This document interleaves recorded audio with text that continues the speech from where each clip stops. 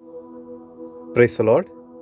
தேவனுடைய பரிசுத்த நாமத்திற்கு ஸ்தோத்திரம் உண்டாவதாக.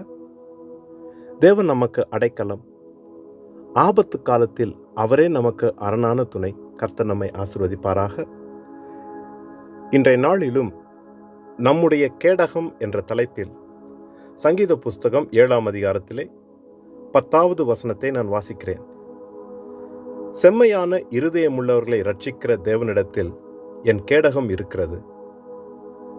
பிரியமானவர்களே, சங்கீதக்காரன் இப்படியா சொல்லுகிறார், தேவனிடத்திலே என்னுடைய கேடகம் இருக்கிறது.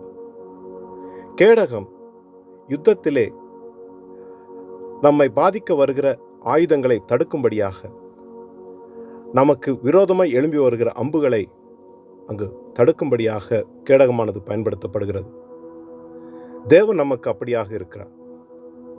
அவர் நமக்கு கேடகமாய் இருந்து நமக்கு விரோதமாய் எழும்புகிற ஆயுதங்களை தடுத்து அவைகள் நம்மை பாதிக்காதபடிக்கு, நமக்கு விரோதமாய் சத்துரு எய்கிற அம்புகளை எல்லாம் தடுத்து அவைகள் நம்மை துன்பப்படுத்தாதபடிக்கு கர்த்தர் நமக்கு கேடகமாய் இருக்கிறார். அவரிடத்திலே நம்முடைய கேடகம் உண்டு.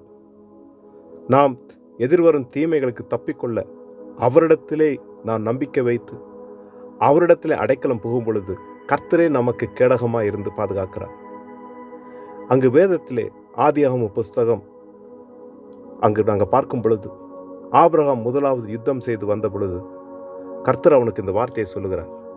அவன் யுத்தத்தில் ஜெயம் எடுத்த பின்பு தேவன் சொல்லுகிற வார்த்தை 15ஆம் அதிகாரம் 1வது வசனத்திலே, கர்த்தருடைய வார்த்தை ஆபிரகாமுக்கு தரிசனத்திலே உண்டாகி, அவர், ஆபிரகாமே, நீ பயப்படாதே, நான் உனக்கு கேடகமும் உனக்கு மகா பெரிய பலனுமாய் இருக்கிறேன் என்றார்.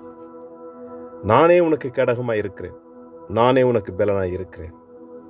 நீ யுத்தத்தை ஜெயித்து வந்திருக்கிறாய். இந்த யுத்தத்தை செய்தவர் நான் உனக்கு ஜெயத்தை கொடுத்திருக்கிறேன்.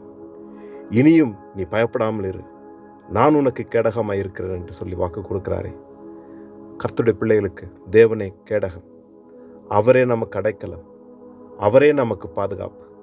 அவர் நம்மை ஒரு நாளும் வெட்கப்பட்டு போகும்படி விட மாட்டார்.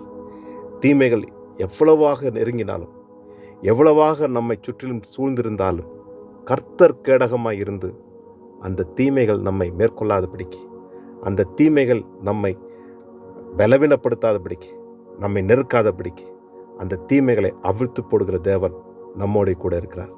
அந்த தீமைகளை தேவன் ஜெயிப்பார், நம்மை ஆசீர்வதிப்பார், தலை நிமிர்ந்து வாழும்படிக்கு தேவன் உதவி செய்வார். எந்த பெரிய பிரச்சனையானாலும் கர்த்தர் அவைகளை முறியடிப்பார். தேவ சமூகத்திலே காத்திருப்போம், தேவனை நோக்கி பார்ப்போம், நம்முடைய ஜெபத்தை தேவனிடத்தில் வைப்போம். கர்த்தர் நல்ல செய்திகளை கேட்கும்படிக்கு தேவன் அனுக்கிரகம் செய்வார். இரக்கமுள்ள நல்ல தகப்பனே, இந்த நாளிலும் உம்மை நோக்கி பார்க்கும்படியா நீர் கொடுத்த இந்த கிருபைகளுக்கு உமக்கு நன்றி. தீமைகள் மத்தியிலும், போராட்டங்கள் மத்தியிலும், எதிராய் வருகிற எல்லா தடைகள் மத்தியிலும் கர்த்தர் நீர் எங்களுக்கு கேடகமாய் இருந்து ஒவ்வொருவரையும் நீர் காத்து நடத்தும்படிக்கு ஜெபிக்கிறேன். நல்ல ஆண்டவர், ஒவ்வொருவரையும் நீ நடத்துவீராக. கூட இருந்து பக்கபலமாக இருந்து ஒவ்வொருவரையும் தாங்கி நடத்தும்படிக்கு உடைய சமூகத்தில் ஒப்புக் கொடுக்கிறேன். தேவரே தாமே ஒவ்வொருவரையும் தலை நிமிர்ந்து வாழ உதவி செய்வீராக, ஆசீர்வதிப்பீராக. எல்லாமல்ல இயேசு கிறிஸ்து நாமத்திலே தரை மட்டும் தாழ்த்தி ஜெபிக்கிறேன் நல்ல தகப்பனே. ஆமென், ஆமென். கர்த்தர் தாமே நம் அனைவரையும் நிறைவாய் ஆசீர்வதிப்பாராக.